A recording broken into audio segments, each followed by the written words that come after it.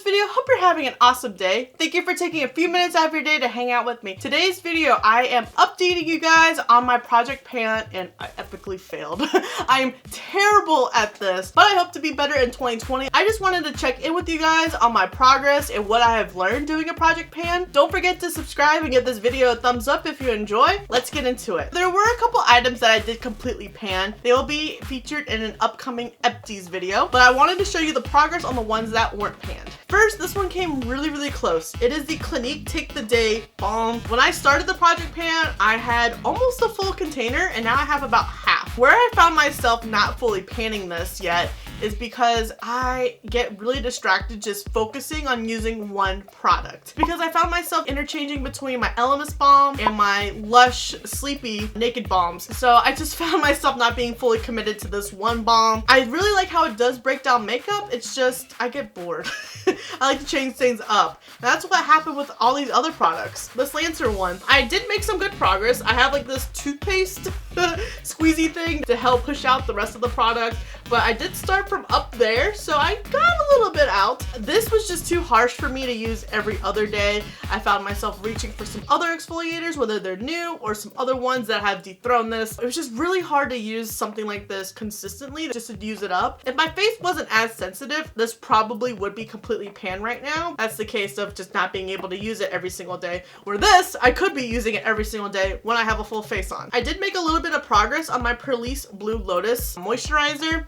I did not make a new mark. It is, hold on, it's about right where it says prevent. And I stopped using this when the weather started getting a little bit colder, mainly around November, because this just wasn't enough for me at that point. I'm finding myself needing thicker creams, like my It and the Confidence cream, to really help my face retain moisture. This is a very light cream and it hydrates like a gel. So I like it for the spring and summer where I am more prone to oil. If I were to use this in like the winter months, by like early afternoon, my face completely has no moisture to it and it's SpongeBob needing water. This is just taking a back seat for now. Same story for this Dermalogica Intensive Moisture Balance. It does a really good job of helping my T-zone not get oily. They're just not doing it for me right now in this cold weather. As well as my Ole Henriksen Balance Force Oil Control Toner.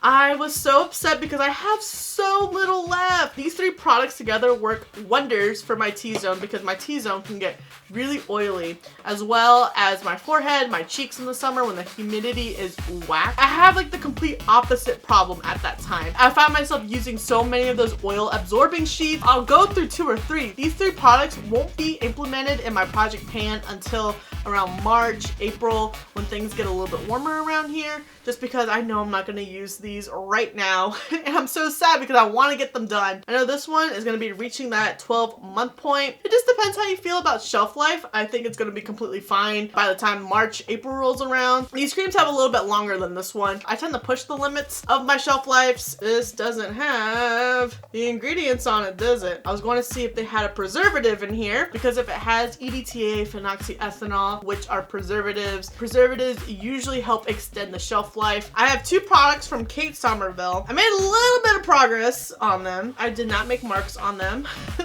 But you can kind of tell in the Exfoliate Cleanser that a little bit was used up.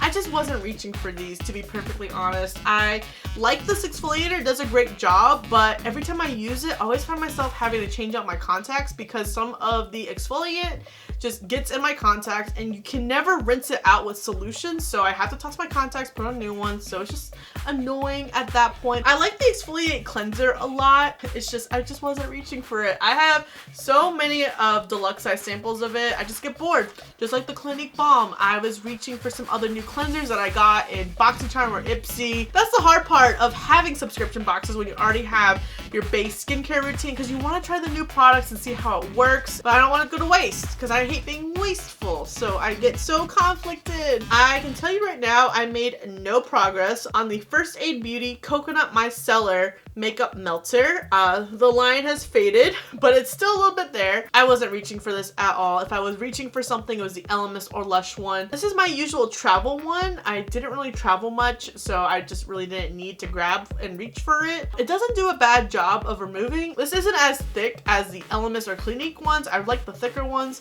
for whatever reason. I guess it just feels more satisfying to me. And then this is the Hey Honey Good Morning Honey Silk Facial Serum. What I did not realize was how long it was going to take me to get through a product that's only dedicated to one part of your routine, which is my morning routine. Whereas these products can be used, well, with the exception of the exfoliator and the balm, those are products that can be used both AM and PM. So I found myself going through those more quickly than just a morning product. So that's where I struggled with that. This was just my skincare project pan. I haven't even started a makeup project pan. I don't even know where to begin with the makeup one. I'm still trying to figure it out. As I mentioned for the Clinique Balm, I just got bored of it because I found some other products that I like a little bit more, or I have new products or boxes that I want to try. So I found it very difficult to really pan through a lot of different products, but I hope I actually finish these in 2020. I think I can. It's just sticking to them. Even though I have a couple of different ideas that I want to try in 2020. Like, I have enough products from certain brands to do a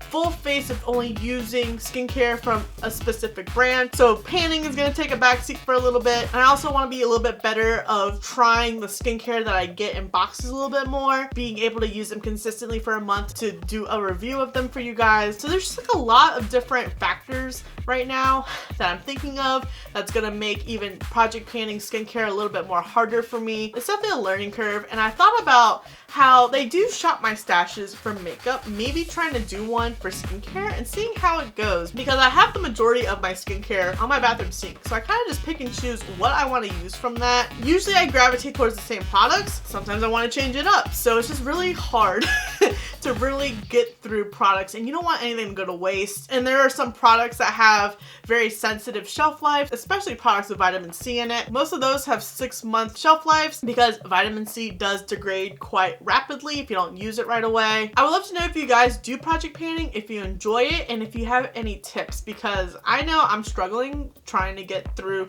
just these products, and I had about 3 to 4 months to try to use all this up, and I didn't. So I'm a little embarrassed, but I'm glad that I'm talking it through to try to improve and to be able to stick to this, because it's something I do want to do. It's so satisfying finishing up a product like skincare. Not as much an eyeshadow palette, which is why I haven't touched multiple of my palettes, because I don't want to get rid of those quite yet. Plus, eyeshadow has like a very longer shelf life to it. This was a lot harder than I thought it would be. I did not expect project panning to be this hard. I thought it would be something very easy because you do it every single day, twice a day. I mean, I'll admit I do have my lazy days with my skincare. I don't know. I wish I was a little bit more proud of myself instead of having this very disappointing. I think that's where I'm at. I'm just very disappointed in myself not finishing up as much as I wanted to. Any feedback, recommendations would be super helpful, because I am definitely trying to improve on project pan. I'm gonna try to do some makeup ones as well. For the most part, I'm trying to put items that I'm close to using up in a project pan for makeup. That way I will get a little bit of more confidence in myself of, yeah, I can pan some products. Thank you so much for watching. I really hope you enjoyed this video and found it useful. Don't forget to subscribe before you leave, and if you don't, thank you for the view anyways, and I'll see you in the next video.